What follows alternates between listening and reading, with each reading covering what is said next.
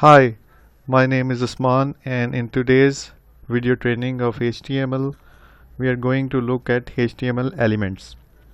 An HTML element is defined by a start tag, some content, and an end tag. Tag name content goes here and then you close the tag name. The HTML element is everything from the start tag to the end tag. For example, we have a heading tag and then we have a paragraph tag. You can see my first heading string is enclosed between the start tag and the end tag. Similarly, the paragraph string is enclosed between the start and the end tag. There are some elements like br which don't contain the start tag or the end tag. These are called empty elements. Empty elements do not have an end tag. Okay, let's look at the concept of nested HTML elements. HTML elements can be nested. This means that elements can contain other elements. All HTML documents consist of nested HTML elements.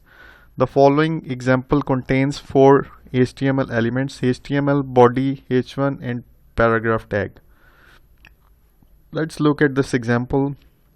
You can clearly see we have the top, we have the HTML tag, and which is the HTML element, and it is the root element and it defines the whole HTML document. It has a start tag and an end tag. Then inside HTML element there is a body element, and within body element we have h1 and paragraph elements. Some HTML elements will display correctly even if you forget the end tag. For example, in this example you can see there is no closing tag for paragraph tag in these both elements. However, never rely on this. Unexpected results and errors may occur if you forget the end tag.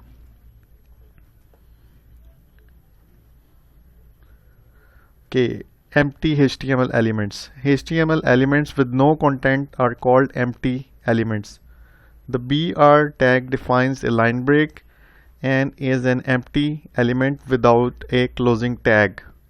For example, you can see in this example we have a br tag that is enclosed between the paragraph tag, and it basically is producing a line break in the browser. HTML tags are not case sensitive, so P capital means the same as P small. The HTML standard does not require lowercase tags, but W3C recommends lowercase in HTML and demands lowercase for stricter document types like XHTML. For this video training we don't have any coding example because these were core concepts of HTML, but you can visit our repository where you can download the code from our previous video trainings and you can see the same examples which were given in this video. If you liked this video, please don't forget to subscribe my channel. See you next time with a new topic in HTML. Till then, take care.